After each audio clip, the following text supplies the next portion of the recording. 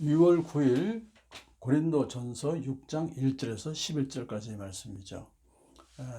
바울은 이렇게 시작합니다. 어떤 교인이 불의한 자들 앞에 가서 재판을 받으려 한다는 소식을 듣고 그럴 수 있습니까? 그에겐 그러면 안 된다라고 말하는 것입니다. 교인들 사이에 이제 사소한 분쟁이 발생했는데 그것을 불의한 자들 앞이라고 하는 것은 이제 예수님 믿지 않는 세상 법관들을 말하는 것이죠. 자, 성도들은 세상과 타락한 천사들까지도 심판할 자격이 있는 사람들인데 왜 아주 작은 사건 하나를 교회 안에서 해결하지 못한다는 게 말이 됩니까? 라고 하면서 교회에서 멸시하는 바깥 사람들을 재판관으로 앉히고 재판을 받는다는 것은 참으로 성도들에게는 부끄러운 일이 아닙니까?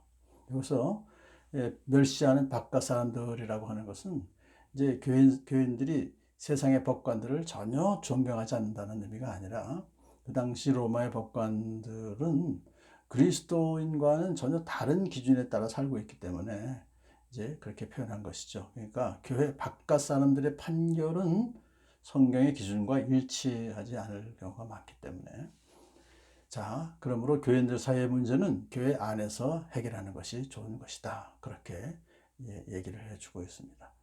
자, 교인들이 서로 소송을 제기하는 것부터가 벌써 그들이 실패한 것이라고 말해요. 왜냐하면 그것은 형제 사랑하라고 하는 하나님의 계명을 지키지 않는 것이죠. 또 세상 법정에 소송을 제기하면 결국 교회의 큰 수치가 되죠. 그리고 그것은 결국은 전도를 막는 것이 되지 않겠습니까?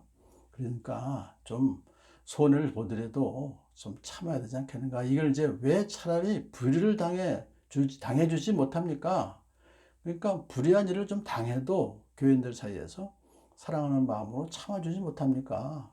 왜 차라리 속아주지 못합니까? 이걸 보면 재산상의 손실을 좀 감수해 주고 그냥 속아주면 어떻습니까? 이렇게까지 얘기하는 것은 만일에 그들이 성숙한 신앙인이라면 예수님 말씀처럼 오른뺨을 맞거든 왼쪽 뺨마저도 돌려 태우라 하는 그 말씀을 그들이 지키지 않았기 때문에 그렇다는 것이죠. 교인들 사이에 분쟁이 생기고 그 분쟁을 세상 법정으로 끌고 가는 것은 근본적으로 그들의 신앙이 아직 어리기 때문이다. 그렇게 우리가 이해할 수 있습니다. 3장에서 이미 말씀드렸던 것들은 육에 속한 사람이기 때문에 아직 영적으로 어린아이 같은 그런 삶을 살기 때문에 그렇게 문제가 생긴 것이다 하는 것이죠. 바울은 더 신랄하게 책망합니다. 그런데 도리어 여러분 자신이 불의를 행하고 속여 빼앗고 있으며 그것도 신도들에게 그런 짓을 하고 있습니다. 이게 결국 당시 로마 법정이 어떻든 이해해야 되는데요. 그 당시 로마 법관들은 부유하고 지위가 높은 사람들 편이었습니다. 편파적으로 재판을 하는 거죠. 소송이라고 하는 것은 기득권층이 약자를 갈취하는 데 악용되는 것이죠. 그러니까 교인이 소송을 제기해서 상대방에게 소송을 제기한다는 것은 이미 그 자체가 약자를 갈취하는 그런 것이 되기 때문에 결국은 불의를 행한 것이다. 그렇게 이제 정의를 내리고 있는 것입니다. 바울은 이 기회를 놓치지 않고 고린도 교인들에게 불의한 여러분들의 삶이 반드시 변화되어야 합니다. 라고 이제 충고합니다. 불의한 사람들은 하나님 나라를 상속받지 못하리라는 것을 알지 못합니까? 착각하지 마십시오. 이게 뭘 착각하지 만다는 것이죠? 그들은 스스로 구원받은 성도라고 착각하고 있다는 것이죠. 어떻게 하면서요? 계속해서 불의한 짓을 하면서 그건 안 된다는 거죠.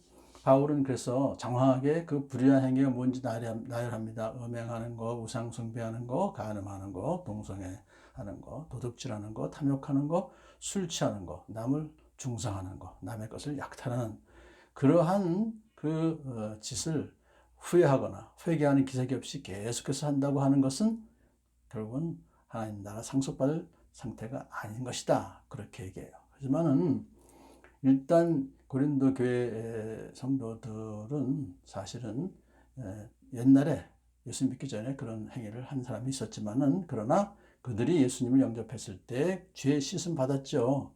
예수님의 이름과 성령으로 씻겨지고 거룩하게 되고 그렇게 되었다라고 인정을 해줍니다. 그러니까 불의한 행위를 좀 하는 것을 그냥 그대로 방치하지 말고 빨리 그 불의한 삶에서 빨리 청산하고 거룩하고 의롭게 된 삶을 살기를 바란다라고 하는 그런 바울의 심정이 담겨져 있습니다.